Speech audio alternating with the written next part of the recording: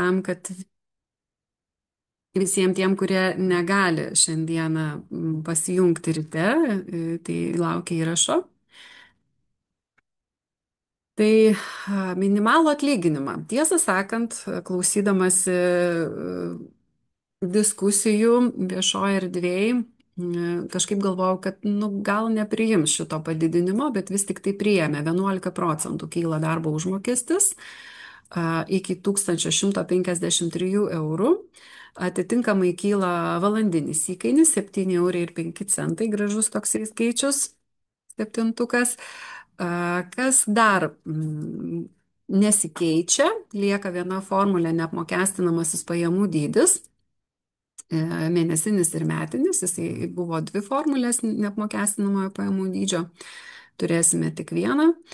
Nesikeičia neapmokestinamasis pajamų dydis riboto darbingumo asmenims. Jisai koks buvo, toks jisai ir lieka. Tai po šių verslo pusryčių jūs pasieks ir skaidrės, ir vaizdo įrašo nuoroda, ir skaidrėse yra aktyvios nuorodos, tai vat iš tiesų, jeigu kažką norite pasižiūrėti dar atidžiau, visada galite pasispausti aktyvią nuorodą ir pasižiūrėti šaltinį. Jo, ačiū labai, kas čia užtraukė man užuolaidas, kad saulė akis nešviestų.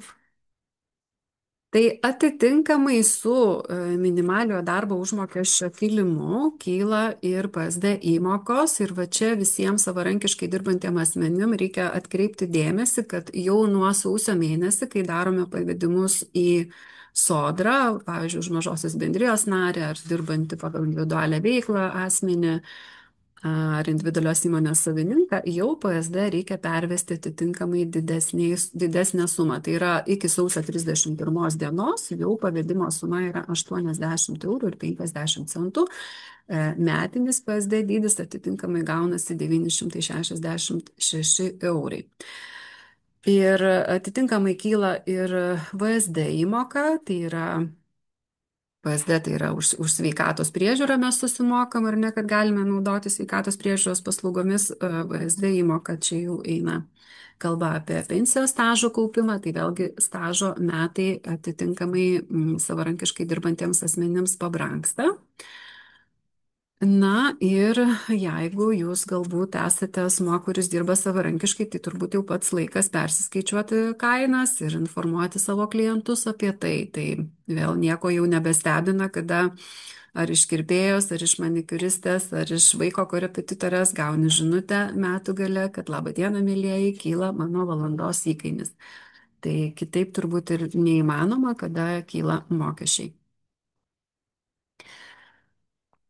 Na, o dabar prie pagrindinių temų. Nekilnojamojo turto mokestis nuo 26 metų. Tai nuo 26 metų turėsime tokias tris, galima sakyti, tris nekilnojamojo turto grupės suskirstytas. Tai pirma, pagrindinis gyvenamasis būstas. Kas yra labai svarbu, kad jame būtų deklaruota gyvenamoji vieta paskutinę mėnesio dieną. Jeigu metų eigoje jūs kaitaliojat būstą ar ne ir vis kraustotės į kitą, tai kitaip sakant, VMI atitinkamai pagal registrų duomenis paskui suskaičiuos, kur jūs buvote deklaravę tą gyvenamąjį būstą. Tai žodžiu, kiekvieno mėnesio paskutinė diena yra svarbi dėl gyvenamojo būsto. Kiti asmeniniam naudojimui skirti pastatai gali būti ūkio specialiam naudojimui, tai yra sodai, garažai, rekreaciniai kažkokie tai būstai. Antras būstas, čia vėlgi gali būti, ar ne, antras būstas, jeigu esate Vilniečiai, tai vat antras būstas Palangoje galėtų įeiti į šitą grupę. Ir likusi nekilnojamo turto grupė, tai čia pagrinde eina kalba jau apie negyvenamosios paskirties būstus, kurie yra komercinės paskirties, administracinė, komercinė paslaugų, poilsio, maitinimo, sandėliavimo, bet kokia, bet negyvenamoji. Ir ši grupė iš esmės labai svarbi yra būtent juridiniams asmenėms, įmonėms dažniausiai. Nes dabar pasižiūrėkime, kaipgi mokestinsis. Tai pagrindinis gyvenamasis būstas kartu su jo priklausiniais, taip yra pasakyta, neapmokestinamoji vertė didėja iki 450 tūkstančių ir savivaldybė lokaliai, kiekviena savivaldybė dar gali, sakykime, šitą vietą irgi koreguoti. Todėl, kai kalbam apie nekilnojamo turto mokestį, visą laiką pirmas ir teisingas šaltinis yra jūsų savivaldybės informacija skelbiama tinklapyje paprastai. Tai ši riba buvo 150 tūkstančių arba 200 tūkstančių didelėms šeimoms, tai reiškia visumoje neapmokestinamoji vertė yra ženkliai padidinta. Ir dar, jeigu sutuoktiniai jungtinę nuosavybę bendrai, pavyzdžiui, valdo patalpas ar ne ir yra deklaravę gyvenamąjį vietą, tai atitinkamai šita mokesčio neapmokestinamoji vertė dvigubinasi ir jinai didėja net iki 900 tūkstančių. Taip, situacija tokia. Tarifai, kad viršijanti vertė yra apmokestinama ir gali būti apmokestinama nuo 0,1 iki 1%. Šį procentinį dydį jau nustato kiekviena savivaldybė individualiai. Antroji kategorija tai yra kiti asmeniniam ūkiui, specialiam naudojimui, sodo, pavyzdžiui, pastatai. Čia jau, jeigu, čia tarp kitko irgi gali būti, kad jeigu vienintelis jūsų būstas, turtas yra turimas sodas, tarkim, ar ne, ir savininkas deklaruoja gyvenamąją vietą, tai tas sodas tada peršoka į pirmąją kategoriją. Bet jeigu tai jau antrasis jūsų nekilnojamo turto objektas, tada žiūrime, kokias mes čia turime neapmokestinamasias vertes. Tai iki 50 tūkstančių tarifas yra 0%. Jeigu tas antrasis būstas yra brangesnis, nu nežinau, pavyzdžiui, esate Vilniečiai ir turite būstą Palangoje, kurio vertė yra 450 tūkstančių, tai reiškia, šitos vertės išsigraduoja ir ne tai, kad 450 tūkstančių kart 0,6% mokestinasi, bet iš tiesų taip ir skaičiuojam, kad iki 50 tūkstančių paskaičiuojame 0 nekilnojamo turto mokesčio, tada imam rėžį nuo 50 iki 200, tai už 150 tūkstančių paskaičiuojam 0,2% ir taip reiškia, kol suskaičiuojam už visą jūsų kainą. Tokia progresinis jisai gaunasi irgi, išsigraduoja. Ir 1% ir daugiau gali būti jau tik tai, kai turtas viršyje 1 milijoną. Šiek tiek vėliau bus pavyzdžių konkrečių paskaičiuota, kaip buvo 25 metais ir kaip turėsime 26 ir jūs tada labai aiškiai matysite, kas brangsta, o kas galbūt ir pinga. Trečioji kategorija, tai dabar komerciniais tikslais naudojamas nekilnojamasis turtas, administracinė, gamybinė, sandėliavimo, poilsio paslaugų ir taip toliau nekilnojamo turto kategorija. Čia jau neapmokestinamoji vertė yra 0 ir taip yra tiek fiziniam, tiek juridiniam asmenim. Ir tarifai irgi tada yra vienodi. Tai reiškia, kad nuo 0,5 iki 3%, čia vėl nustato savivaldybė lokaliai, ir plus prisideda 0,2% gynybai. Tai va, dėl to 0,2% iš tikrųjų ir pajaus tikrai padidėjimą visi tie, kas turi tokias patalpas atitinkamai, nes galbūt pats tarifas nesikeis, pavyzdžiui, savivaldybė nebrangins tarifo arba net jį sumažins, bet tas 0,2% jisai padidėjimą duos.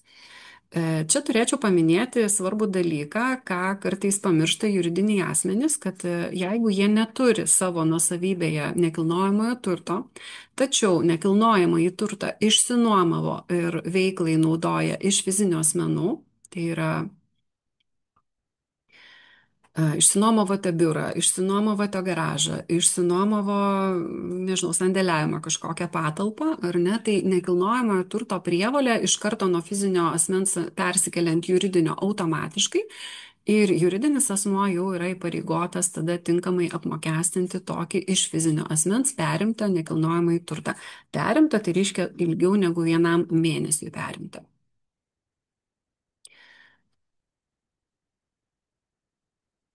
Taip, tai dabar nekilnojamo turto vertę jau galima pasitikrinti registrų centre. Ir vėlgi yra įdėta jums aktyvi nuoroda. Tarp kitko, galiu į čatą galbūt iš karto irgi įdėti nuorodą, kam įdomu klausantis iš karto atlikti užduotį savarankiškai. E, Pasitikrinkite savo nekilnojamojo turto vertę. E, Jeigu nežinote unikalaus numerio, tai susirandate pagal adresą ir tada prie adreso bus parašytas unikalus numeris ir tada grįšite į tą pačią vietą su unikaliu numeriu ir pasitikrinsite. Tai jau yra naujas masinis vertinimas atliktas ir matysite pasijungę dvi vertės. Tai viena vertė bus nuo 26-ųjų, senoji vertė galios 25-ųjų metų, nes dabar, žiūrėkit, dabar baigsis 25-ieji metai. Ir nekilnojamo turto mokestį susimokėsime iki vasario kovo mėnesio už 25 metus. Tai už 25 metus dar viskas yra pagal seną tvarką, pagal senas neapmokestinamasias vertes, pagal senus tarifus. O už 26 metus nekilnojamo turto mokestį mokėsime 27 metų pradžioje. Beje, kam iš tiesų labai aktualus tas nekilnojamo turto mokestis, tai esu paruošusi nekilnojamo turto pokyčių atmintinę.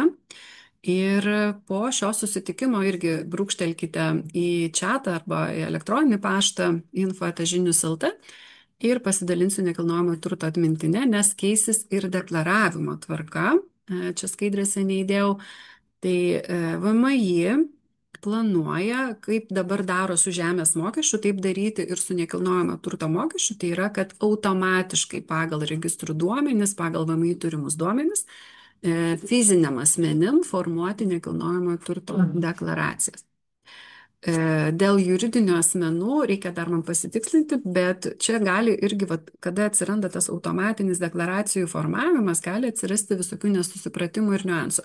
Pavyzdžiui, fizinis asmuo yra perdavęs naudotis patalpas juridiniam asmeniui, jau juridinis asmuo turėtų mokėti mokesčių, bet galbūt juridinis asmuo pamiršo uždeklaruoti kažkur tai, ar ne, kad yra perėmęs šitas patalpas. Ir tada registrų VMI turima informacija gali būti netiksli ir gali neteisingai suformuoti jums deklaraciją. Tai su tuo automatiniu deklaracijų formavimu iš tikrųjų bus visko, pasiteikim tam ir labai stebėkite. Iš tikrųjų tikrinkit, dabar tikrinkit savo nekilnojamo turto objektų vertės, jeigu manote, kad jos labai toli gražu netitinka rinkos ir panašiai, tai galima kreiptis į registrų centrą, galima skūsti, reikalauti, pervertinti. Tai pasitikrinkite, žodžiu, kol dar netėjo laikas mokėti mokesčių. Dabar tarifai. Kur susirasti tarifus, tai VMI, mokesčių inspekcija, skelbia koncentruotai, įėjusi į mokesčių inspekcijos tinklapį pagal šią nuorodą, rasite aktyves nuorodas į visų savivaldybių sprendimus, pasispaudę ant kurių jums ir atsidarys konkrečios savivaldybės sprendimas, kuriame bus aprašyta, kaip kokiais tarifais toje savivaldybėje yra apmokestinamasis tas nekilnojamasis turtas. Tai čia yra tokia nuoroda, kurioje yra visos savivaldybės, bet geriausia iš tikrųjų yra ieškoti konkrečiai savo savivaldybės svetainėje, savo savivaldybės tinklapyje, nes vėlgi kiekviena savivaldybė skelbia, privalo skelbti. Ir kas dar yra svarbu, tai iš karto pasižiūrėti ir informaciją apie nuolaidas, kokias taiko savivaldybė. Tai aš šiek tiek noriu parodyti ir grįšiu paskui į prieš tai buvusią skaidrę. Nekilnojamojo turto mokesčio tarifai, kaip skelbia Klaipėdos miesto savivaldybė. Tai yra tokia pagrindinė informacija apie tarifus, kad nekilnojamasis turtas 0,8%, apleistas, neprižiūrimas nekilnojamasis turtas 3% ir atitinkamai daugiabučių gyvenamųjų namų statytojų, kurių statyba užbaigta, ir nenaudojam ekonominiai ir individualiai veiklai vykdyti, arba nekilnojamasis turtas labai mažų įmonių atitinkančių vėlgi Lietuvos Respublikos smulkio ir vidutinio verslo plėtros įstatymo reikalavimus, nekilnojamasis turtas 0,5%. Ir šalia savivaldybė duoda nuorodas iš karto į lengvatas. Tai Klaipėdoje turime lengvatas nekilnojamajam turtui, kada verslai vykdo veiklą miesto istorinėse dalyse, yra tvarkos aprašas, ir kada mokesčių lengvata vėlgi teikiama sporto, kultūros, švietimo, socialiniam veiklom, tvarkos aprašas. Tai vad pasižiūrėkit. Atitinkamai visų savivaldybių čia nesudėjau, bet jeigu jūs tikrinsite tarifus tik tai per VMI tinklapį, tai jūs turėsite tik tai pagrindinį informaciją, kokie yra nustatyti tarifai, tai yra va šitą dalį, o šitos dalies ten nebus. Dabar kaip veikia nekilnojamo turto mokesčio lengvatos? Nekilnojamo turto objekto turėtojo pareiga yra pačiam susižiūrėti, ar jam priklauso kažkokia tai lengvata. Ir galima kreiptis su prašymu taikyti lengvatą, arba kartais lengvatas tiesiog vėlgi reikia žinoti ir pildant nekilnojamojo turto mokesčio deklaraciją, čia jau juridiniam asmenim labiau sakau, įsirašyti, kad jums priklauso ta lengvata. Tai yra automatiškai ta lengvata neatsiranda jūsų deklaracijose. Ir jūsų pačių NT objektų turėtojų pareiga yra susižiūrėti, kokios jūsų savivaldybėje yra lengvatos, ar jos jums galėtų būti taikomos, ir jas prisitaikyti. Tokia svarbi informacija, kurią pamiršta kartais ir ypatingai juridiniai asmenys pamiršta pasižiūrėti, gal yra kažkokių tai lengvatų.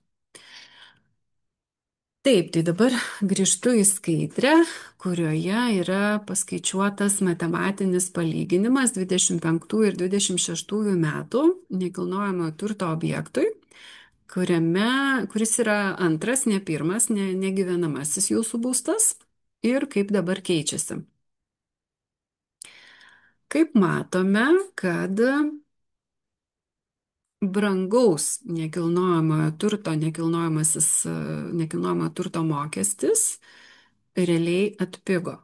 Ar ne? Dėl tų padidintų neapmokestinamųjų verčių, dėl to gradavimo, tiksliau, jisai atpigo. Ir, vat, pavyzdžiui, 650 tūkstančių vertės NT objektas, kuris 25 metais apsimokestina 5750 eurų, 26 metais apsimokestins tik tai 2700 eurų. Dabar jeigu tas pats turtas būtų naudojamas komercinės paskirties, jisai būtų, ar ne, tai priklausomai nuo savivaldybės, aš čia pavyzdį paėmiau 0,5 plus 0,2, vėlgi jisai yra, lyginant su 25 metais mokestis yra didesnis, nes dėl 0,2% jisai kyla.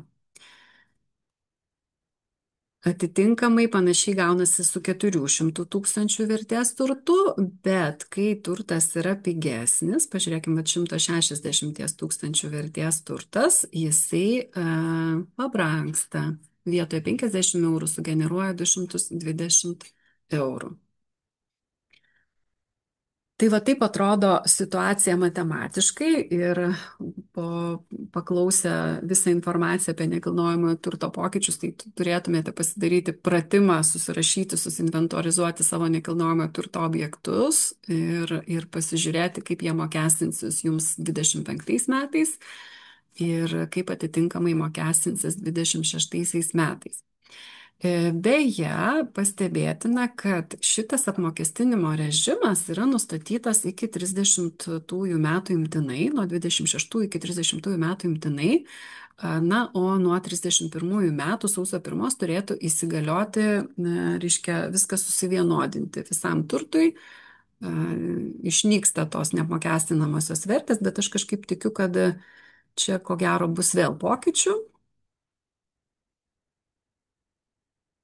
Kitaip sakant, dabartinis nekilnojamojo turto apmokestinimo režimas yra priimtas 5 metams nuo 26 metų. Kaip bus toliau, pažiūrės.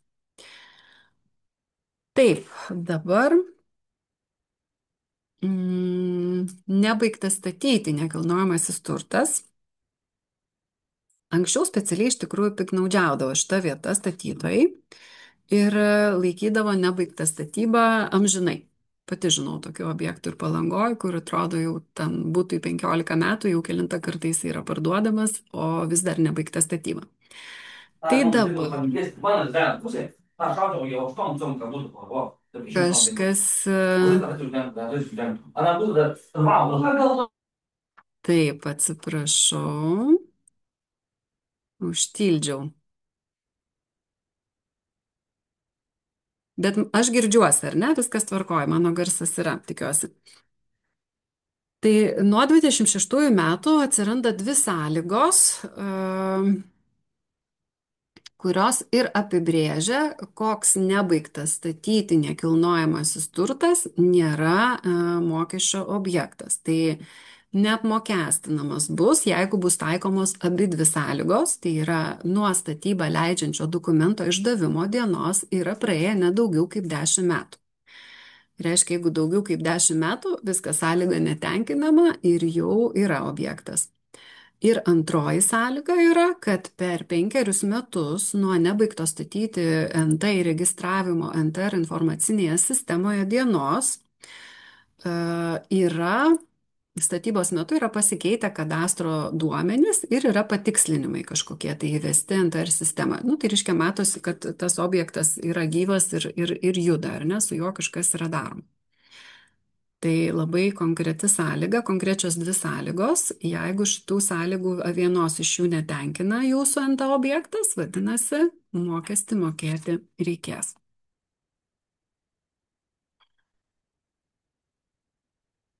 Dabar gera žinia, nekilnojamo turto pardavimo pajamos. Anksčiau buvo nuostata, kad turi būti nekilnojamasis turtas išlaikytas 10 metų tam, kad neapsimokestintų gyventojų pajamų mokesčio. Tai čia mes truputėlį peršokom iš nekilnojamo turto mokesčio į gyventojų pajamų mokestį. Šita sąlyga yra pakeista ir dabar nuo 26 metų užtenka būti nekilnojamąjį turtą išlaikius 5 metus tam, kad jisai neapsimokestintų. Tai vat irgi labai konkretus pavyzdys. Viena mano pažįstama perka gyvenamąjį būstą, jau dabar susiderėjo dėl sandorio sąlygų, bet pardavėjas paprašė palaukti iki 26 metų kovo mėnesio, kad sandorį įforminti tik tada ir būtent dėl šitos priežasties, kad tą mėnesį sueina tie 5 metai ir žmogui neatsiras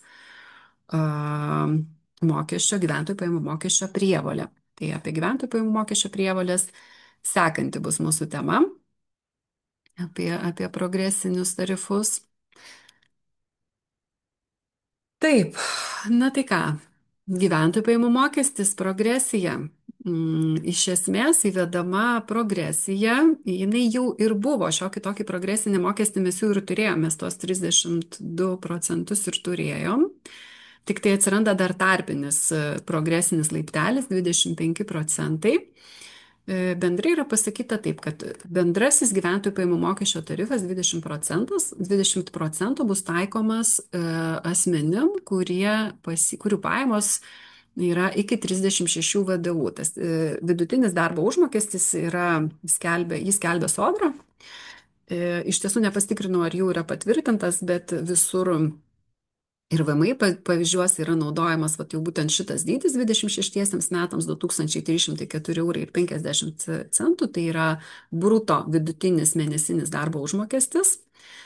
Toks nusimato 26 metams. Na ir ką tai reiškia, tai kad 36 VDU tai yra be kelių eurų 83 tūkstančiai eurų metinė pajamų suma, kada jūsų progresija dar nedidėja. Bet jeigu jūs jau viršijate tuos 83 tūkstančius eurų, vadinasi, gali įsijungti brangesnis tarifas. tuoj eisim per pavyzdžius ir žiūrėsim, kaip čia gaunasi. Tai antrasis laiptelis 25% yra, kada jūs viršijate tuos 83 tūkstančius, bet neviršijate 138 270 eurų. Na ir viršijus 138 270 eurų, nuo viršijančios dalies jau įsijungia 32% gyventojų pajamų mokesčio tarifas. Kaip buvo, taip ir išlieka 15% gyventojų pajamų mokesčio tarifas tam tikroms išmokoms ir iki tam tikro dydžio nustatytoms išmokoms, tuoj irgi eisime per konkrečius pavyzdžius.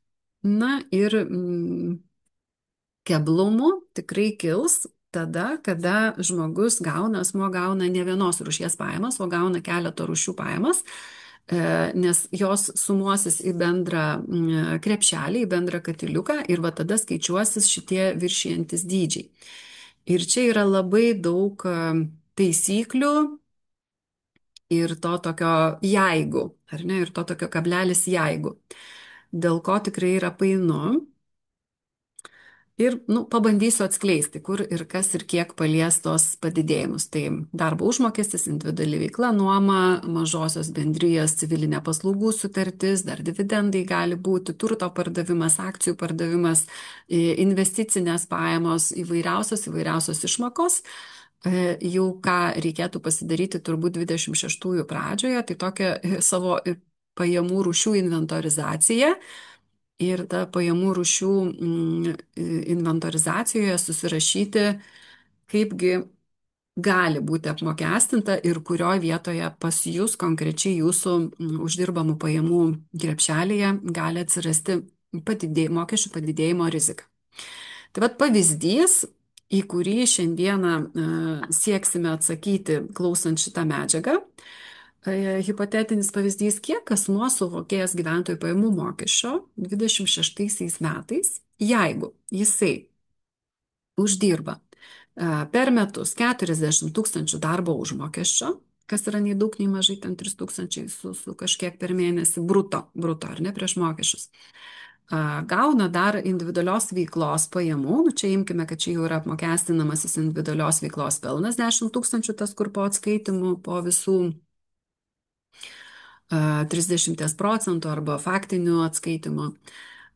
Taip pat yra įsteigęs mažąją bendriją, galbūt vienas, galbūt su partneriais, gauna pagal civilinę paslaugų sutartį dar 25 tūkstančius eurų per metus ir dar turi atsitiktinį sandorį, parduoda akcijas arba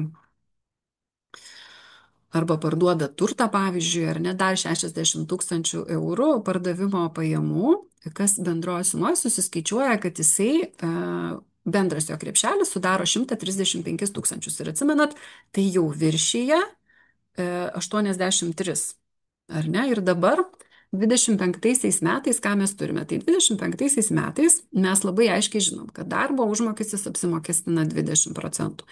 Individualiai veiklai pagal pažymą būtų 5% šiuo atveju, vat, šiame pavyzdyje ir kiekvienas šitas burbuliukas mokestinasi atskirai. Civilinė paslaugų sutartis 25 metais mokestinosi 15% ir nebuvo čia jokių klausimų, ar čia reikia dar kažką kažkur žiūrėti. Toliau akcijų pardavimas, ar tai būtų nekilnojamo turto, vat, pavyzdžiui, pardavimo rezultatas, ar ne, tas, kur jau atminusuojam visas išlaidas, jisai mokestintųsi 15% arba būtų žiūrima dar, ar asmuo kiek ten metų yra išlaikęs ir taip toliau. Bet vat šitą krepšelį sukalkuliavus mes gauname situaciją, kad susidaro 135 tūkstančiai, reiškia bendras krepšelis jau referuoja, kad reikia pasižiūrėti, ar kaip mokestinsis, ar nepakils kažkuris tai tarifas. Bet dabar kuris, ar ne, kurios čia tos pajamos pirmos, kurios čia antros ir kaip čia viskas dabar būtų. Tai einame toliau per teorinę dalį ir pabaigoj bandysime atsakyti į šitą klausimą. Ką dabar turim? Pajamų rūšis - darbo santykiai ir prilygintos išmokos, tai yra darbo užmokestis, tantiemos, autoriniai iš darbdavio, mažosios bendrijos nario išmokos 02 kodų. Čia labai svarbu dabar tampa tie kodai. Tai tie, kas čia dalyvauja buhalteriai, tai jums čia nieko naujo apie pajamų rūšių kodus, jūs puikiai žinote, kas tai yra. Tie, kas dalyvauja čia ne buhalteriai, tai tiesiog irgi galbūt pasakysiu dar taip, kai darysite savo tą pajamų inventorizaciją, pajamų rūšių metinę inventorizaciją, susirašykite ir kodus, kokiais būtų deklaruojamos jūsų pajamos ir tuos kodus, nu taip atsiminkite. Tai 02 kodas yra darbo užmokestis arba prilygintinos, darbo užmokesčiui prilygintos išmokos. Tai jeigu kalbant apie mažasis bendrijas, tai ne civilinė paslaugų sutartis, o būtent mažųjų bendrijų nariai, kada būna pasirinkę pajamas gauti su apmokestinimu sodrai, nuo 50%, kur skaičiuoja mokesčių sodrai, tai čia va šitos pajamos. Na ir ką mes dabar turim? Tai 25 metais buvo iki 60 VDU, net iki 60 VDU mokestinom 20% ir tik viršijus 60 VDU peršokdavo į progresinį brangesnį tarifą, tai yra į 32% viršijantį dalis. O 26 metais jau turime vietoj 60 tik 36, tai yra 83 tūkstančius eurų be kelių eurų. Tai reiškia, šita riba sumažėja ir tai vėlgi reiškia, kad jeigu žmogus turi ir, pavyzdžiui, darbo užmokestį ir MB nario išmokas arba kažkokius autorinius gauna ar tantiemas, jisai jau skaičiuos į bendrą katilą, ar ne, visas šitas išmokas. 32%, tai realiai kaip buvo, taip ir yra, kada viršyje 60 VDU, tai viršijanti dalis mokestinasi didesniu tarifu. Tik tiek, kad pats VDU pakilo, ar ne, 25 metais VDU buvo šiek tiek mažesnis. Toliau, kad turime mažosios bendrijos nario pajamas pagal civilinę paslaugų sutartį. Civilinė paslaugų sutartis iš mažosios bendrijos, kai nėra individuali veikla užregistruota, nes kartais, kai nėra individuali veikla. Tai čia turėjome labai didelį 15% tarifą iki 120 VDU. Tai yra tikrai didelės pajamos galėjo būti apmokestinamos tik 15%. Ir tik viršijus 120 VDU procentas kilo iki 20, kai tuo tarpu 26 metais turime 10 kartų sumažintas šitas lubas, tai yra 12 VDU, 15%. Jeigu viršijom tą 12 VDU, kas yra 27 654 eurai, viršijanti dalis jau jinai sumuojasi į bendrą progresiją. Tai vat atsimenam tą mūsų pavyzdį pradžioj, kurį minėjau, ar ne, žmogus gauna ir algą, ir gauna iš MB pagal civilinę paslaugų sutartį. Jeigu vat viršyje 27 000, jau žiūrime, kaip skaičiuosis bendrai. Toliau, individuali veikla, ne žemės ūkio, bet individuali veikla. Jei gera žinia ta, kad jeigu jūs vykdote tik individualią veiklą ir generuojate sąlyginai nedidelės pajamas, šiek tiek parodysiu vėliau, kas ką turiu omeny, tai jums nesikeičia niekas. Nuo 5 iki 15%, kaip buvo, taip ir yra, jeigu jūsų pelnas, jeigu jūsų individualios veiklos pelnas yra iki 35 000 maždaug, jeigu jūsų pelnas yra iki 42 500, tai jūsų tie rėžiai pasidaro nuo 5% iki 20%. Tai iš esmės labai panaši situacija išlieka individualiai veiklai, tai, kuri generuoja sąlyginai nedaug pajamų, tai yra ten iki 45 000 eurų, sakykime.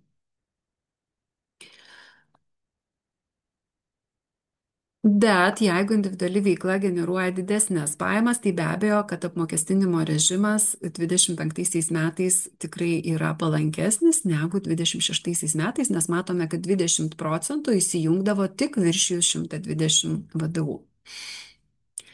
O čia dabar 26 metais individualioje veikloje gausis, kad kai pelnas, individualios veiklos būtent pelnas, tai yra pajamos minus sąnaudos viršyje 42 500, tai viršijanti dalis jau sumuosis į bendrąją progresiją.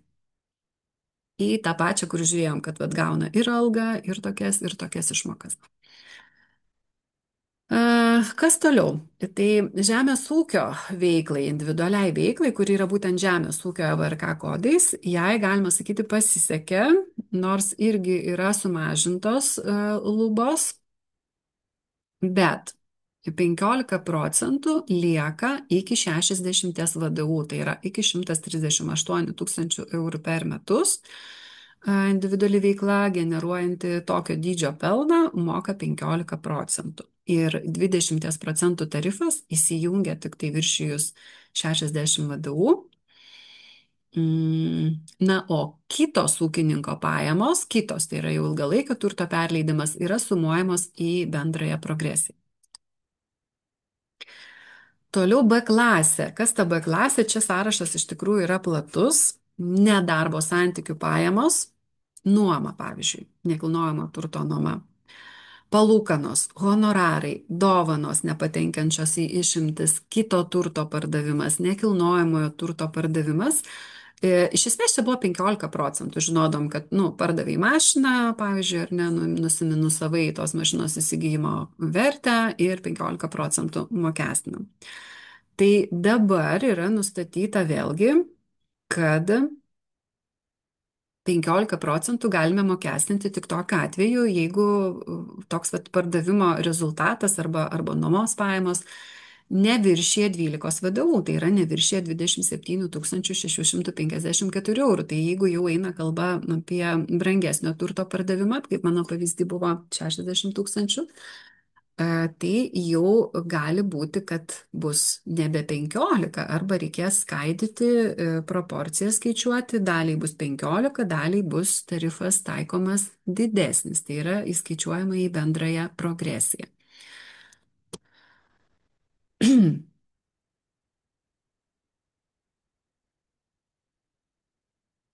Toliau. Atliekų pardavimas, neindividuali veikla, buvo 5% ir galėjom taikyti iki 120 VDU netgi pasiekti pajamas iš tokios veiklos. Bus 5% iki 12 VDU, tai yra iki 27 654 eurų, o viršėjanti dalis sumuosis į bendrąją progresiją. Ir dabar specialiai išskyriau žaliai dividendai arba paskirstytinasis pelnas. Jeigu žiūrėti pagal mažųjų bendrijų įstatymą, ten nėra tokios savokos kaip dividendai, bet yra savoka paskirstytasis pelnas. Čia gera žinia ta, kad 15 buvo 15 ir lieka ir jie yra neįtraukiami į progresiją, į bendrą krepšelį.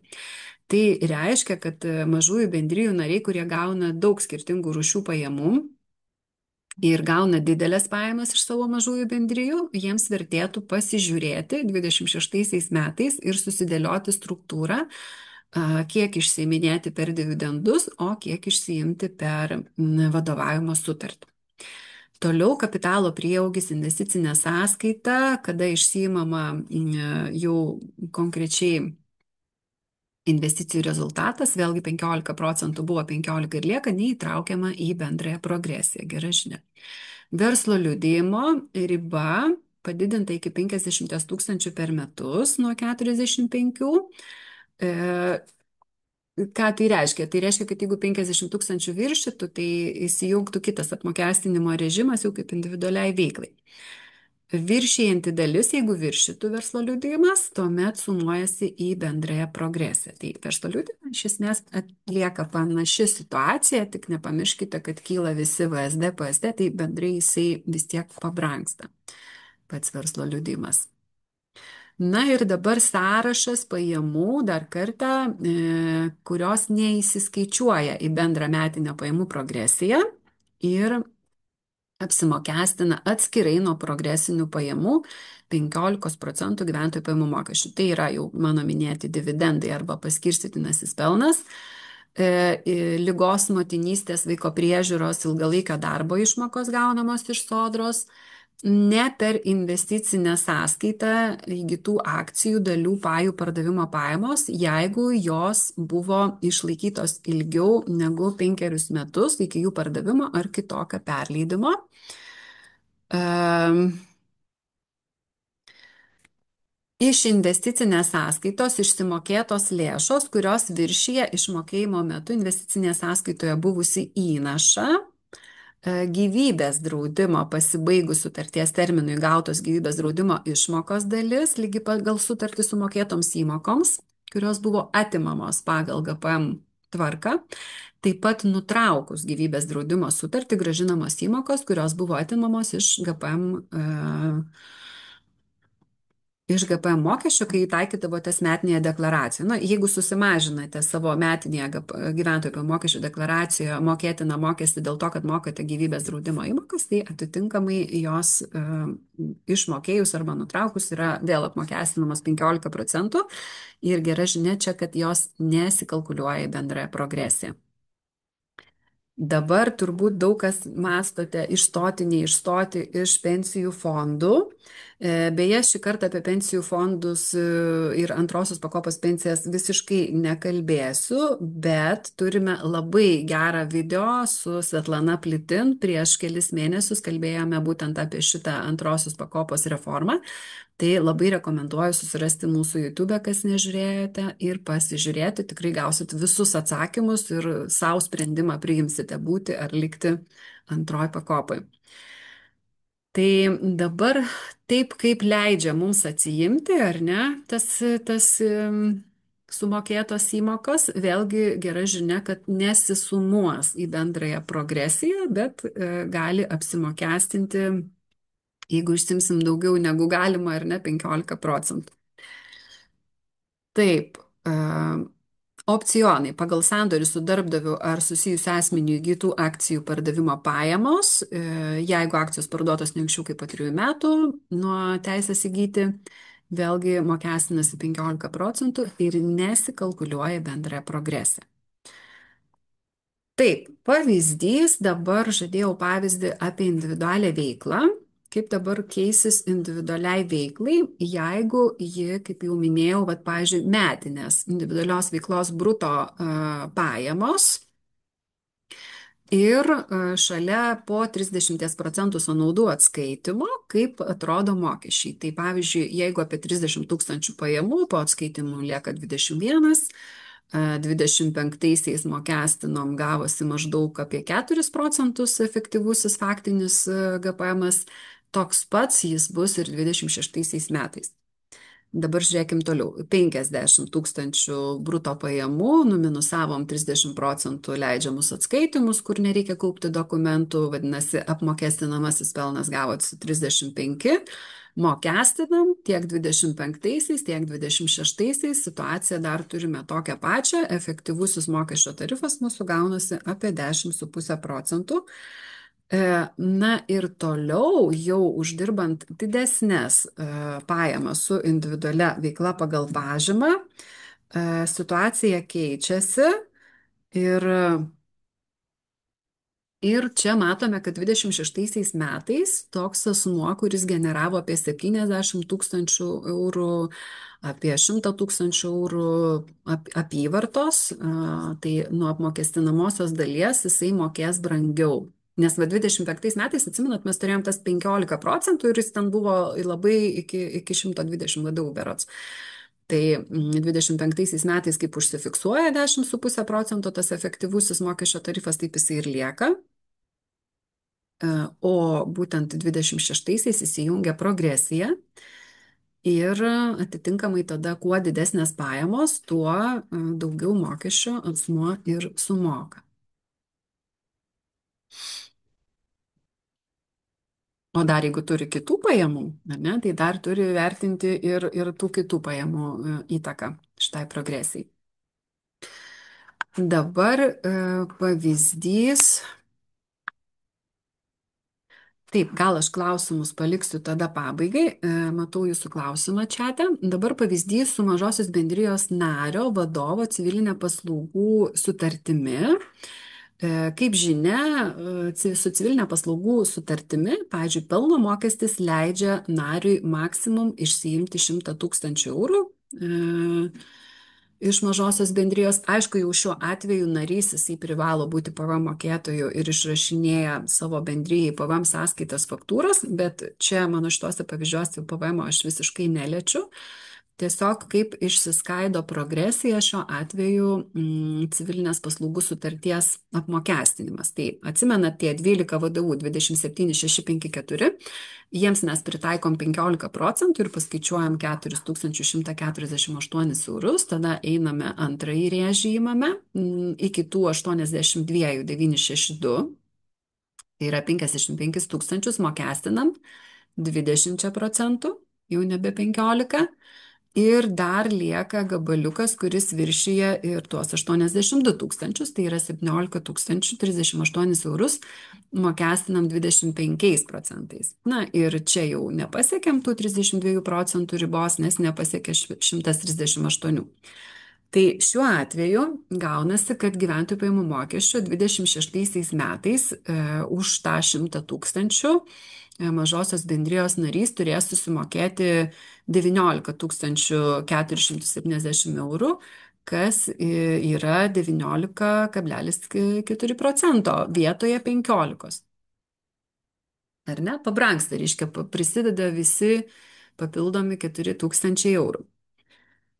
Ir va čia dėl to aš ir sakiau, kad prisiminkite, kad jeigu jūs gaunate kažkaip taip panašiai išsiminėjate pajamas iš savo mažųjų bendrijų, tai prisiminkite, kad dividendai tai yra nesikalkuliuoja į progresiją ir galbūt tada verta pastruktūruoti ir žiūrėti, kiek išsiminėti jau per dividendą, tuo labiau, kad mažosios bendrijos gali išsimti pelną avansų.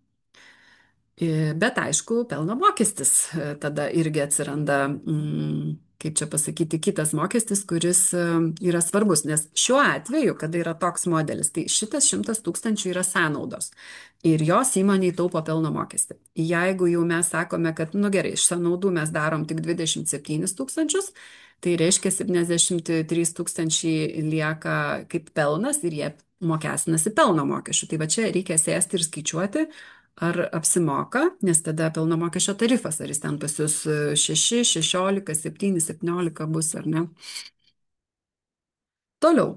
Dar vienas pavyzdys ir palyginimas su 25 metais, kada asmuo gauna iš nuomos pajamas be verslo liudijimo 40 tūkstančių eurų. Ir kadangi viršyje 27 tuos tūkstančius, o ne 12 VDU viršyje, tai 12 346 eurai sumuosis į progresiją. Gauna atlyginimą 48 tūkstančius, kurie sumuojasi nuo 1 euro į progresiją, mokestinasi 20% ir gauna individualios veiklos pelno 42 500 į progresiją nesisumuoja, nes neviršyje 42 500, bet jau mokestinasi 20%.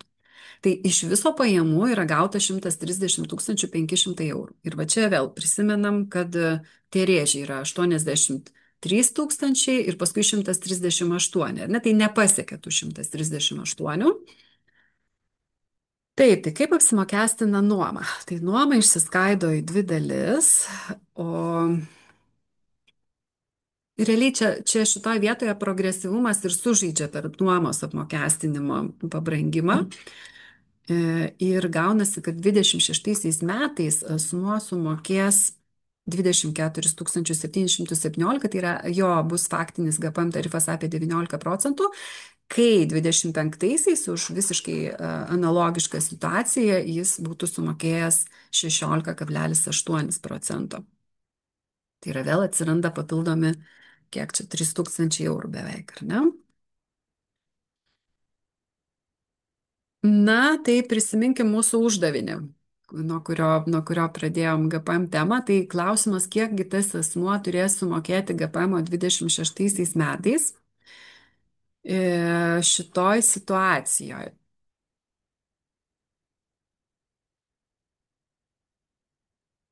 Taip, tai čia atsiranda papildomas klausimas, kur reikia žinoti, ar asmuo, pavyzdžiui, jeigu tai yra nekilnojamo turto pardavimas, ar išlaikė 5 metus. Nes pagal VMI išaiškinimus, kas pasakysim, šitoj atveju ir padidina visą pajamų sumą metinę, tai tas nekilnojamo turto arba kito turto arba akcijų pardavimas. Ir jeigu atitinka sąlygas, kad vat, yra turtas išlaikytas 5 metus, tai reiškia, GPM jam nebus skaičiuojamas, tai jisai ir progresijai įtakos šiuo atveju neturėtų. Tai matot, kaip yra svarbus niuansėlis, ar ne? Jisai tada nepabrangina viso krepšelio, nes jisai pats yra neapmokestinamas. Bet jeigu neišlaikytas 5 metus, tada jau situacija atrodo kardinaliai kitaip. Tai va pažiūrėkim, pirmasis scenarius, NT išlaikytas 5 metus. Ką mes turim? Turime 8 000 eurų prie darbo užmokesčio, tai yra 40,20 procentų, turim 5 procentus IDV, turime 15 procentų nuo civilinės paslaugų sutarties ir čia turime 0. Ir va taip maždaug ir atrodo šito asmens apmokestinamas prie pirmojo scenarijaus, kada nekilnojamasis turtas arba akcijos yra išlaikytos 5 metus. Beje, dar kas yra svarbu, tai nepamirškite, kad gyventojų pajamų mokesčiui labai svarbus yra pinigų principas. Ir tai yra, kada faktiškai pajamos gautos. Tai dabar gali būti sandorių, kurie ten pradėti vykdyti 25 metais, baigsis 26 metais, daliniai mokėjimai daromi. Tai sandoris gali būti vienas, o mokėjimai atitinkamai skirstosi per skirtingus metus ir keliaus į skirtingas metų deklaracijas ir apsimokestins pagal skirtingą principą. Jeigu ką. Taip, tai bendrai mokesčio gaunasi pas šitą asmenį 12 250. Dabar antrasis scenarius, kada nekilnojamasis turtas, pavyzdžiui, yra neišlaikytas tuos 5 metus. Tai situacija atrodo ženkliai, ženkliai kitaip. Tai yra 10 617 eurų mokesčio ir tai yra ne 15 procentų apmokestinta. Dabar kaip skaičiuojama? Iš tiesų, tokių ir panašių pavyzdžių jūs galite rasti VMI tinklapyje, Q&A skiltyje apie turto pardavimus su konkrečiom sumom, kaip apsimokestina. Ir paskaitykit, panagrinėkit, nes labai galimas daiktas, kad rasite atsakymą ir į savo kažkokią tai panašią situaciją. Tai kaip dabar buvo skaičiuota ir kaip yra skaičiuojama? Darbo užmokestis ir nekilnojamo turto pardavimo pajamos sudedamos kartu ir taikomi tokie pajamų mokesčio tarifai. Tai NT pardavimo pajamų dalis neviršinti 12 VDU apsimokestina 15 procentų, tai yra 4148. Ir jau tada viršijanti dalis, žiūrime, kas lieka, ar ne? Viršijanti dalis mokestinasi 20 procentų. Tai čia šitoj situacijoje gavosi, kad progresyvumas pasireiškia būtent nekilnojamojo turto arba kito turto pardavimo sandoryje, dėl to, kad viskas susideda į bendrą katilą ir vietoj 15 procentų prisiskaičiavo, kaip būtų anksčiau buvę, ar ne, eilę metų, prisiskaičiavo jau padidintas tarifas, tai yra 20 procentų. Tai va tokia situacija ir va tokių situacijų mes turėsime 26 metais ir nuo 26 metų. Todėl reiktų turbūt pagalvoti kiekvienam apie savo ir pajamų struktūrą, ir planuojamus arba neplanuojamus sandorius, kokiu mes jų planuojame turėti, kaip tai paveiks mūsų pajamų mokestį. Dar vienas labai toks irgi man pasirodė universalus pavyzdys iš VMI Q&A dalies ir va čia įdedu nuorodą, kai gausite skaidrės, atsidarykite ir pasinagrinėkite, ten vėlgi kiekvieną dieną praktiškai pildosi tą bazę, nes žmonės rašo savo paklausimus, kaip bus man, ir VMI iš to tą bazę ir pildo savo atsakymais. Labai klasikinė situacija, žiūrėkit, už darbą Lietuvoje gyventojas gaus 40 000 pajamų, Ir tais pačiais metais už darbą Norvegijoje gaus dar 90 tūkstančių eurų darbo užmokesčio pajamų, kurios bus apmokestintos Norvegijoje. Tai yra ten bus sumokėti mokesčiai, nu ir žinot, dvigubo apmokestinimo išvengimo sutartis. Lietuva Lietuvoje, Norvegija Norvegijoje, čia viskas tvarkoj, bet tačiau šios dvi sumos įsiskaičiuos į metinės pajamas dėl tarifo apskaičiavimo gautoms pajamoms už darbą Lietuvoje. Ir tai reiškia, kad žmogus bendroji sumoje bus viršijęs tuos 36 VTU. Ir kaip dabar jam skaičiuosis? Persiskaičiuos, reiškia, kiek jisai viršijo tas jo visas bendras krepšelis ir dalis jo lietuviškų pajamų, tai šiuo atveju 14 473 eurai ir 23 centai, bus apmokestinta jau nebe 20, kaip Lietuvoje mes turim 20 tarifą, o 25% pajamų mokesčio tarifu. Tai šitus pavyzdžius skaitant, man taip truputėlį šiurpas ėjo, nes galvoju, nu turėsim mes čia situacijų, o visa tai pasireikš ir pasijaus ir pasimatys kada. 27 metais, kada už 26 metus pildysime deklaracijas, kada asmenys, kurie apie tai net nebus girdėję, va tokie pavyzdžiui, ar ne, kur dirba viena koja Lietuvoje, kita koja užsienyje, deklaruos pajamas ir turės labai labai nemalonių surprizų. Taip kad tas pabrangimas, jisai iš tikrųjų palies daugelį, kurie net neįtaria, kad taip gali būti. Tai mano rekomendacija po šių verslo pusryčių pasidaryti asmeninių pajamų 26 metais tokį čeklistą, išsiskaidyti pajamų rėžius, pasižiūrėti, kokie paprastai yra gaunami arba numatomi gauti, pasitikrinti, pasižiūrėti, kokie tarifai būtų taikomi ir konsultuotis su VMI. Puikiai konsultuoja iš tikrųjų infolinija ir uždavinėti savo klausimus, nu, kad žinot. Nes jau dabar gaunasi, kad, žinot, kaip mes anksčiau, turim, tarkim, darbo užmokesčio skaičiuoklę internete, pasiskaičiuojam ir žinom, kiek ten turi būti mokesčių. Ir dabar gaunasi, kad yra antiek daug pas asmenis gali būti tų individualių situacijų, kad nebeišeina turbūt padaryti vienos skaičiuoklės, arba jeigu ją ir padarytumėm vieną skaičiuoklę, tai reikėtų sudėti labai daug parametrų, labai daug atvejų. Kas ką galėjo asmuo parduoti, išlaikyta, neišlaikyta ir panašiai.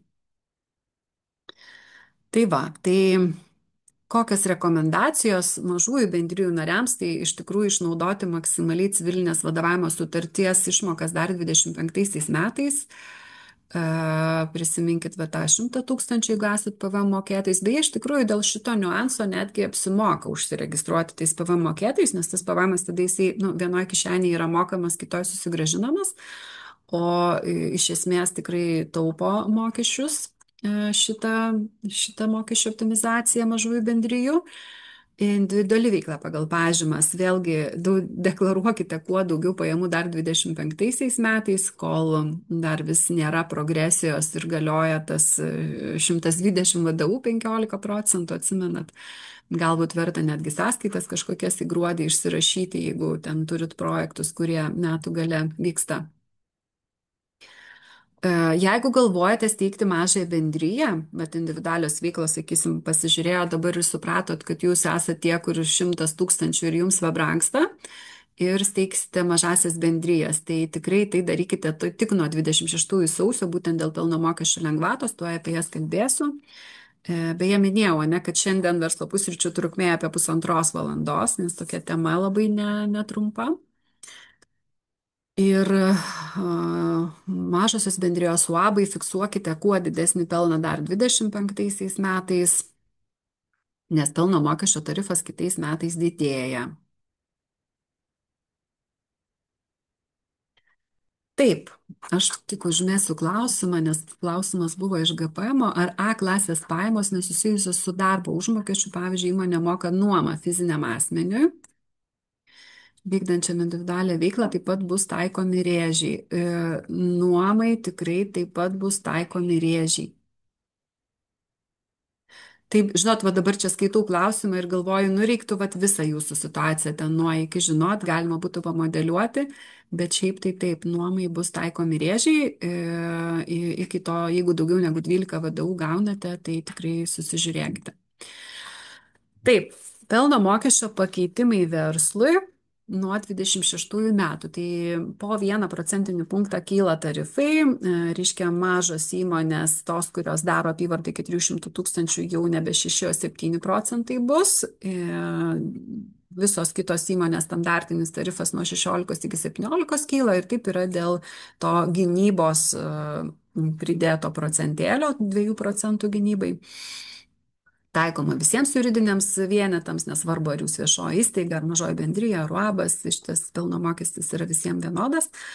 Kas yra nauja ir gera, tai kad 0 procentą, nulinį pelno mokesčio tarifą bus galima taikyti nebe 1 metus, o 2 metus iš eilės naujoms įmonėms, naujai įsteigtoms įmonėms, kurių apyvarta neviršė 300 tūkstančių.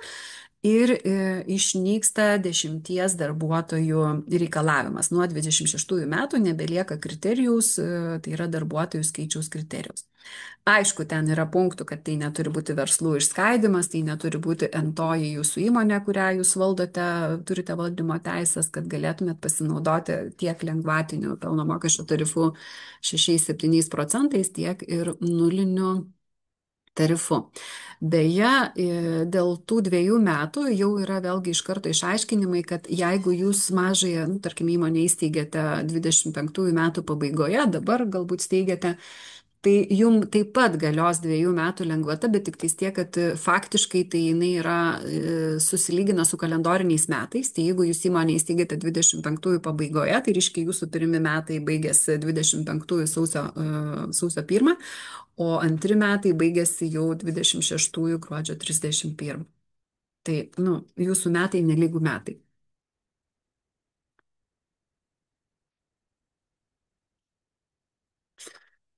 Taip, apie pelno mokesčio lengvatas.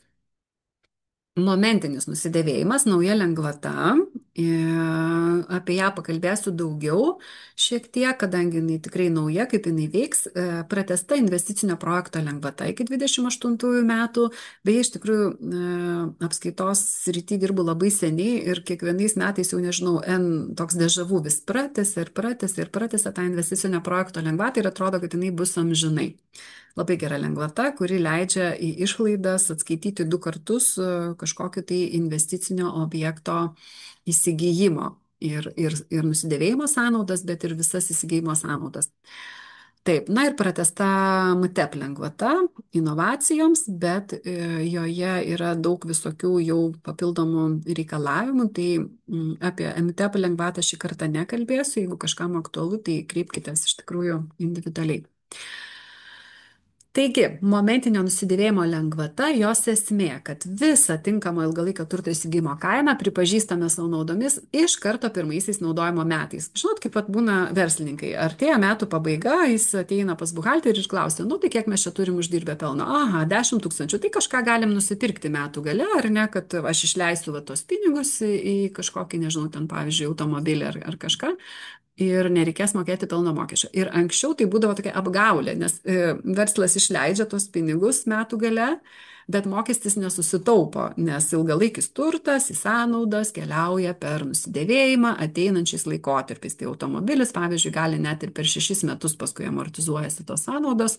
Kas yra ilgalaikis turtas? Iš esmės tai yra sąnaudų nukelimas į ateitį. Šiandien išleidau pinigus, o sąnaudos pareis vėliau per amortizacijos ir nusidėvėjimo efektą. Taigi, tinkamas turtas, tai va dabar šitas momentinio nusidėvėjimo lengvata, jinai ir padaro tą, kad nusipirkai šiais metais, nori iš karto susimažinti pelno mokestį, susimažink, viskas tvarkoj.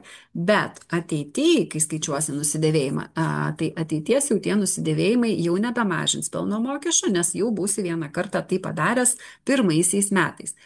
Tai kalbant apie pelno mokestį ir apie pelno mokesčio šitus visus, kaip čia pasakyti, optimizavimus per ilgalaikio turto įsigijimą, Aš visą laiką sakau, prisiminkite ir žiūrėkite, kada jums bus mažesnis pelno mokesčio tarifas, tada geriau mokėti pelno mokestį, o ne tada, kada jisai didesnis. Tai pavyzdžiui, jau vien žinant, kad kitais metais didėja iki 7 arba iki 17, ar ne, tai geriau šiais metais tada daugiau pelno mokesčių susimokėti, o ne kitais. Jeigu taip išeina per ilgalaikį turtą pareguliuoti. Tinkamas turtas yra nustatytos grupės, tai mašinos ir įrengimai, įrenginiai, gręžiniai linijos, kompiuterinė technika, ryšių priemonės, programinė įranga, įsigytos teisės, licenzijos, patentai, krovininiai automobiliai, krovininiai, nelengvieji, bet krovininiai, priekabos puspriekabės autobusai, jeigu nesnesni nei 5 metai. Nu, tai reiškia krovininių ir transporto įmonių parko atnaujinimas tinkamas yra. Netinkamas turtas, beje, niekada ir investiciniam projekto irgi lengvatai žemė, nekilnojamasis turtas nėra tinkamas turtas. Gyvenamieji pastatai, lengvieji automobiliai. Nu, nebent tai būtų išimtis dėl to, kad vairavimo mokykla ten ar nusipirko ar ne tas vairavimo automobilius. Turtas nenaudojamas versle niekada nebus tinkamas jokiam pelno mokesčio atvejam. Pagrindinės sąlygos, kad nuo įsigijimo turtas privalės būti naudojamas veikloje mažiausiai 3 metus. Negalima kartu tam pačiam turtui taikyti 2 lengvatų, tai yra investicinio projekto ir momentinio. Ir vėlgi pasirinkus tą momentinį nusidėvėjimą, tai jau kai skaičiuosite įprastą nusidėvėjimą, tas įprastas nusidėvėjimas bus neleidžiami atskaitimai. Tai jis toks ir patraukli, ir nepatraukli lengvata tuo pačiu. Privalumai, tai kad galima čia ir dabar greitai padaryti efektą ir sutaupyti mokesčių, pagerinti gal pinigų srautą tokiu būdu. Tačiau trūkumas dėl tų vėlesnių metų, kad jau tas efektas veikia priešingai sekančiais metais po įsigijimo. Jeigu planuojama mažai pelno arba nuostoliai ir efektyvumas ribotas, tai 3 metų naudojimo reikalavimas yra irgi svarbus, kad nebus galima greitai, pavyzdžiui, to turto parduoti arba nurašyti. Tai kitaip sakant, šitoj vietoje trūkumas pagrindinis ir dėl tų 3 metų ir dėl to, kad atsiranda skirtumas finansinės ir mokestinės apskaitos, tai finansinėje apskaitoje sąnaudos bus, mokestinėje nebus.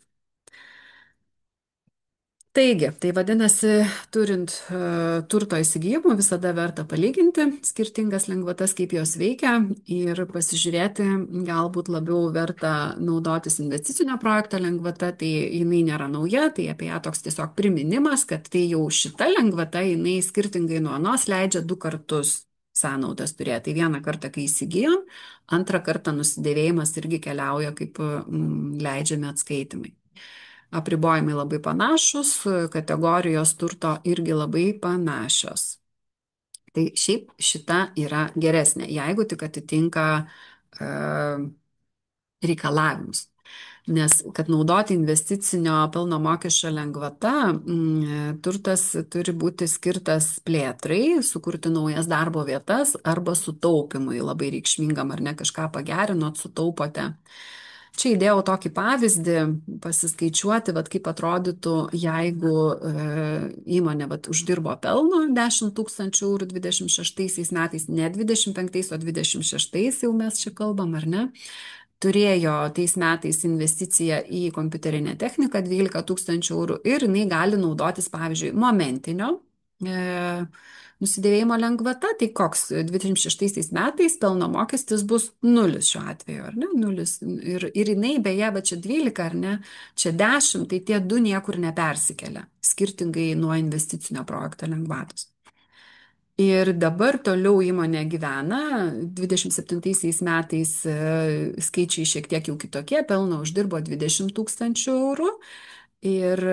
O sąnaudose, va tame 90 000, 4 000 eurų buvo nusidėvėjimas iš šitos kompiuterinės technikos įsigytos, bet dabar nieko naujo nebepirko, tai dabar kaip mokestinsis, tai bus 20 000 plus 4 000 ir jau mokestinsime pagal įmonės dydį, sakykime, 7 procentai. Tai va čia atvirkščiai čia jau padidėja tas pelno mokestis.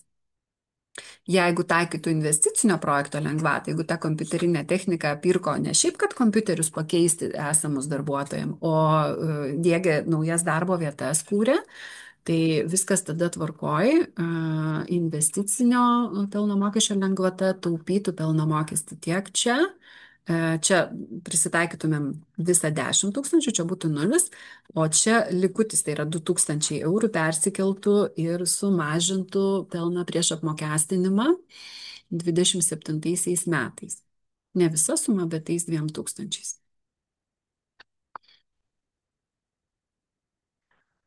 Kas dar apie pelno mokestį, kad apie studijas, studentus ir taip toliau, tai atsirado toks naujas dalykas. Jis taip atrodo tarsi nenaujas. Aš kažkaip, kai skaičiu, galvoju, tai čia nieko naujo. Taigi įmonės mokėdavo už studijas būsimų savo darbuotojų ir anksčiau. Bet čia yra ne apie tai, kad įmonė gali sumokėti už studijas aukštajai mokyklai. Čia yra apie tai, kad įmonė šalia to, kad gali mokėti už studijas aukštajai mokyklai, gali įsteigti stipendiją. Tai yra dar papildomai mokėti iki 2 500 eurų per metus, ne bet kam, o būtent gamtos technologijų, inžinerijos, matematikos sričių studentam, tyrėjam vykdantiem MTEP veiklą. Tai turi būti sudaroma trišalė sutartis tarp įmonės, aukštosios mokyklos ir tyrimo institucijos ir studento. Na ir tikslas yra skatinti verslo ir mokslo bendradarbiavimą, įmonėms sutaupyti pelno mokestį ir galimybę užsiauginti specialistus. Tai apie pelno mokestį tiek, nedėjau iš tikrųjų pakeitimų didžiosioms įmonėms, nors jie irgi nėra nesvarbus, bet aš kažkaip pagal auditoriją, kuri paprastai prisijungia, pagalvojau, kad gal didžiuosius paliksime dabar už borto, bet jeigu kažkam aktualu, lezų lengvatos, tai tada vėlgi kreipkitės asmeniškai, apie tai pabendrausim. Na va, PVM-as toliau. Kiek dabar turim laiko, užmetu akį, 11-15. PVM-as. Tai ką mes turime dabar, šiai dienai, turime kokius PVM tarifus. Standartinį 21, lengvatinį 9 ir lengvatinį 5%. Kam taikomi 5, tai vaistam, pavyzdžiui, ar ne, kam taikomi 9, tai viešajam transportui, pavyzdžiui, renginiam, kultūros renginiam, šildymui, radiatorių ne šiaip sau įdėjau. Ir kasgi keičiasi tais 26-aisiais, tai nebelieka 9% tarifo. Reiškia, vienais atvejais jisai sumažėja iki 5, vienu atveju jisai sumažėja iki 5 ir visais kitais atvejais jisai kyla. Tai dabar kaip kyla? Atsiranda 12% tarifas vietoje buvusio 9 ir turėsime 3 tarifus, tai yra 5%, 12 ir 9. Vietoj 9 turėsime 12. Tai tas vienintelis atvejis, kada tarifas leidžiasi žemyn, tai yra būtent 5% knygoms ir neperiodiniams leidiniams, taip pat ir elektroniniams knygoms, kas leidžiate. Bet dėmesio netaikoma reklaminėms knygoms. Tai reiškia, jeigu jūsų leidinyje daugiau kaip 80% turinio užima reklaminis turinys, užsakomieji straipsniai ir taip toliau, tai 5% taikyti negalima. Todėl tikrai labai svarbu pastruktūruoti turinį ir galbūt tą 21% įdėti ne reklaminio, o tiesiog naudingo, vertingo turinio. Taip, tai kaip dabar atrodys tie PVM pakeitimai, ką ir kada jie palies, tai gyvenamųjų patalpų šildymas. Visi, kurie naudojamės centralizuotų patalpų šildymu, karšto vandens tiekimu, už sausio mėnesį, tai yra vasario mėnesį mes gausime sąskaitą už sausio mėnesį, pamatysime joje jau didesnį mokesčio tarifą, nebe 9, o 21. Ir tai tikrai bus juntama suma. Didesnės sąskaitos gyventojams. Malkos, mediena, briketai, visokie, reiškia, kur irgi naudojami šildymui produktai, kuriems buvo taikomi 9%. Vėlgi tarifas PVM didėja iki standartinio. Tai yra išnyksta lengvatinis tarifas ir jisai tampa standartiniu. Tad didelė įtaka individualių namų ūkiams, bet į ką reikia atkreipti dėmesį, kad 9% galima taikyti, jeigu prievolė atsirado 25-aisiais. Tai yra, jeigu užsisakė ir sumokėjo klientai iki 25 gruodžio 31, tai nežiūrint to, kad, tarkim, malkas, granulės ar brigetus jums pristatys 26-aisiais sausį ar net vasarį, gal jeigu laukėte ilgai, Bet pagal užsakymą ir pagal apmokėjimą galima taikyti tuos pačius 9 procentus. Tai reiškia, bus toks pereinamasis, 26 metais bus pereinamasis laikotarpis, kada turėsim paraleliai tai pačiai prekiai arba tai pačiai paslaugai, bet žiūrėkit, su apgyvendinimo paslaugom vėl tas pats, turėsime du tarifus. Tai apgyvendinimo paslaugos, lengvatinis tarifas ir toliau yra lengvatinis, bet jis jau nebe 9, o 12. Ir tai jeigu rezervacija ir apmokėjimas įvyko iki gruodžio 31 dienos, tai galima taikyti 9 procentus. Ir beje, irgi skambinausi į VMI, klausiau dėl ISAF pildymo, dėl panašių dalykų. Jie sakė, taip, bus du kodukai atsiras ISAF'e šitiem reikalam, kad atsiskirtų. Ir reiškia, kad tai gali būti, kad žmonės gruodžio mėnesį užsirezervuos turizmo paslaugą apgyvendinimą ten kitų metų vasarai, birželiui, liepai ir panašiai. Ir vat kaip ilgai, aš noriu iliustruoti, kaip ilgai gali tas pereinamasis laikotarpis trukti, kada nuo sausį jau rezervuojasi, jau taikote 12 procentų, ne? Toliau keleivių ir bagažo vežimas, miesto tarpmiestiniai autobusai, traukiniai, vėlgi vietoje 9 procentų 12. Tai čia galbūt tokia rekomendacija, kas įsigyjate mėnesinius bilietus, jeigu juos ten įmanoma kažkaip iš anksto įsigyti į priekį, tai gal verta, vat vaikam, pavyzdžiui, ar ne, gal verta juos įsigyti ilgesniam, kiek įmanoma laikotarpį, ar metinius, netgi jie gali būti, girdėjau, kad, aš nesinaudoju, tai nežinau, bet žinau, kad gal net ir metinis gali būti tas bilietas ir sumokėti iki 25 gruodžio 31, nepajausti to plus 3 procentai pabrangimo. Toliau meno ir kultūros įstaigų paslaugos, teatrai, muziejai, koncertų salės, lankymas, bilietai turėtų vėlgi brangti, nebent viskas, ką mes užsisakėm, užsirezervavom, nusipirkom bilietus iki gruodžio 31, tai 9 procentai, nepriklausomai nuo to, kad pats renginys galbūt įvyks tik tai kažkoks ten, nežinau, garsus muzikantas atvažiuoja tik tai vėlgi kitų metų vasarą.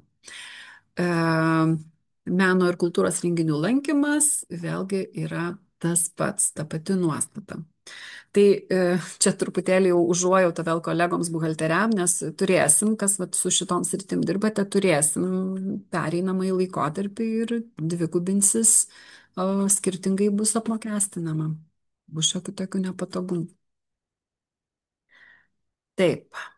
Tai va, tai namų darbams, kai pareisite po šio paklausę pranešimo, susiraskite kokią pernykštę žiemos šildymo sąskaitą, pasižiūrėkite, koks buvo taikomas PVM-as ir perskaičiuokite tas konkrečiai eilutes. Čia, pavyzdžiui, buto patalpų šildymas 110 eurų, akivaizdžiai PVM-as tas 9 procentai buvo, o dabar bus 21 vietoj šitų 9 eurų ir bendroji sumoji vėlgi kaip pabrangsta mūsų sąskaita.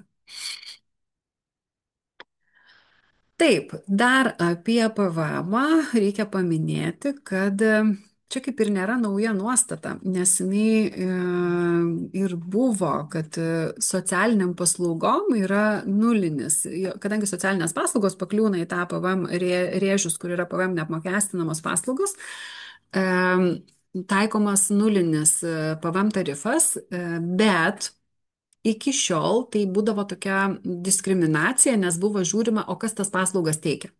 Jeigu paslaugas teikia VŠI, tarkim, nepelno siekiant institucija, tai gali taikyti 0 procentą, bet jeigu tokias pačias analogiškas paslaugas teikia UABas, jau būdavo išaiškinama, kad reikia skaičiuoti 21 procentą ir kad čia jau yra, reiškia, taikomas PVM-as. Tai suvienodino ir panaikino šitą diskriminaciją, reiškia tiek ilgalaikė, tiek trumpalaikė socialinė globa, senyvo amžiaus ir neįgaliems asmenim, dienos centrai, pagalba namuose, visi PVM taikys vienodai 0 procentą, nebesvarbu, ar tiekėjas yra VŠI, ar globos įstaiga, ar UABas, ar mažoji bendryja.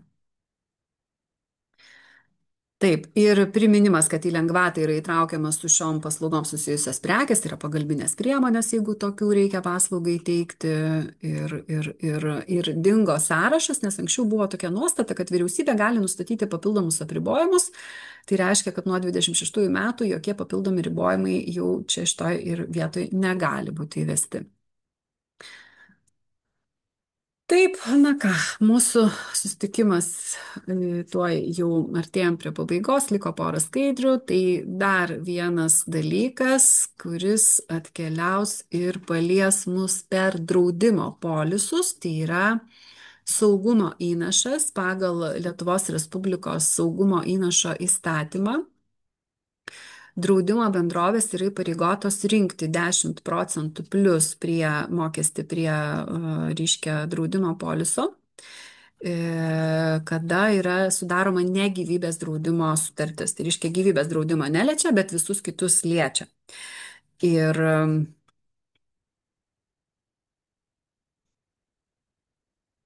tai čia jau ne buhalteriai šitą dalyką administruos, čia administruos draudimo įmonės, čia tiesiog vėlgi bendrai informacijai, kad pasiruošti, kad žinoti, kad polisai pabranks.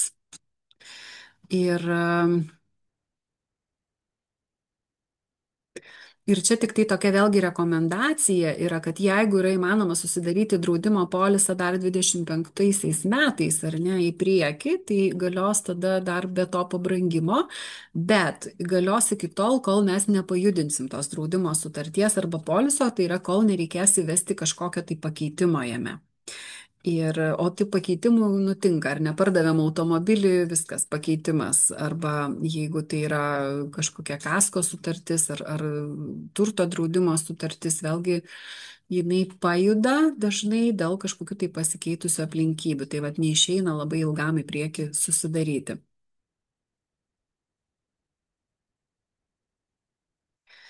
Išskyrus draudimas nelies fizinių asmenų, transporto valdytojų, civilinės atsakomybės privalomojo draudimo, nelies pasėlių, augalų, gyvulių būtent sveikatos draudimo.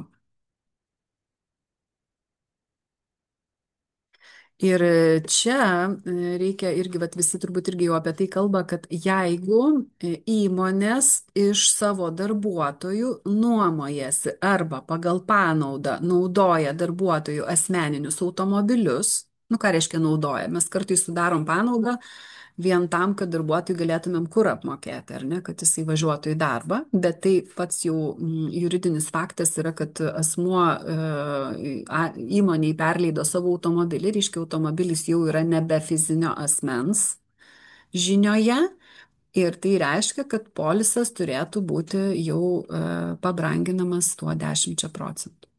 Tai kaip draudimo bendrovės tai suadministruos, tai iš tikrųjų ne mano sritis, nežinau. Tiesiog būkite nusiteikę ir papildomus klausimus atsakyti, kai sudarinėsite draudimo sutartis, ar nenaudoja komerciniais tikslais, ar nenaudoja verslui ir taip toliau, taip toliau.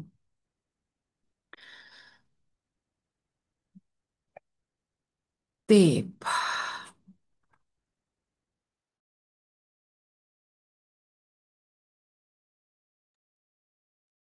Sveikatos draudimo kortelės irgi atsiranda apribojimas nuo 26 metų, kad vienam darbuotojui per metus įmonė, jeigu skirs daugiau kaip 350 eurų, tai jau reikės apmokestinti kaip pajamas natūra. Tai ir dabar kas tas 350 eurų, kad įsivaizduoti, tai nėra tas laisvas limitas, kurį jūs gaunate iš darbdavio ir sako, va, prašom tau sveikatos draudimo kortelę, čia gali naudotis, ar ne, 500 eurų tavo. Čia ne apie tą vietą.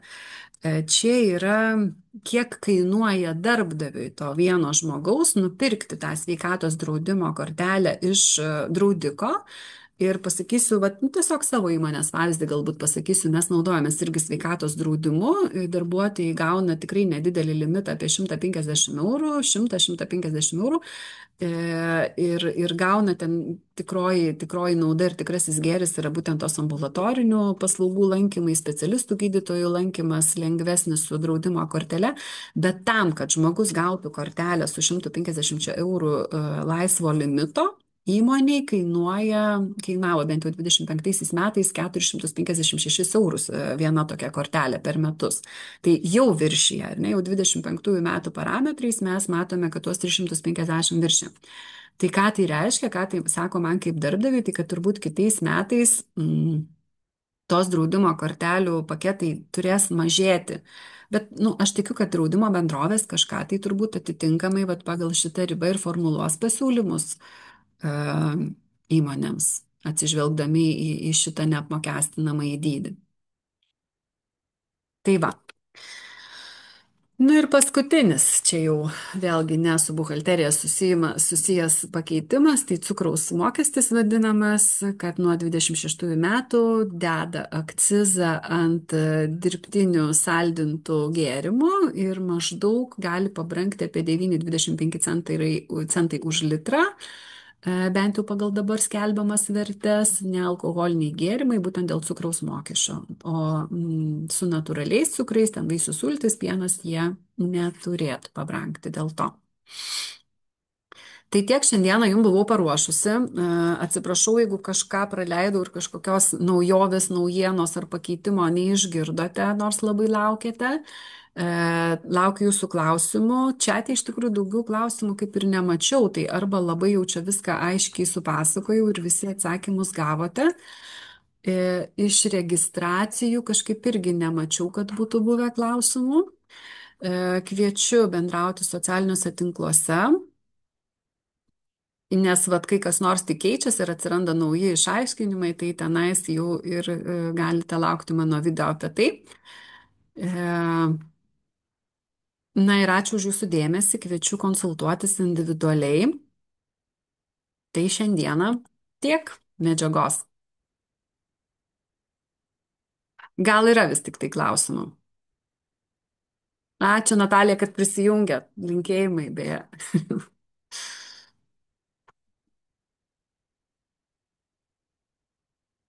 Kaip jau minėjau, po šio susitikimo jūs pasieks laiškas ir su įrašo nuoroda, ir su skaidrėmis. Skaidrėse bus aktyvios VMI visos nuorodos, iš kur aš ir visi kiti lektoriai, kurie dabar kalba šitą temą, ruošia medžiagą ir ima pavyzdžius.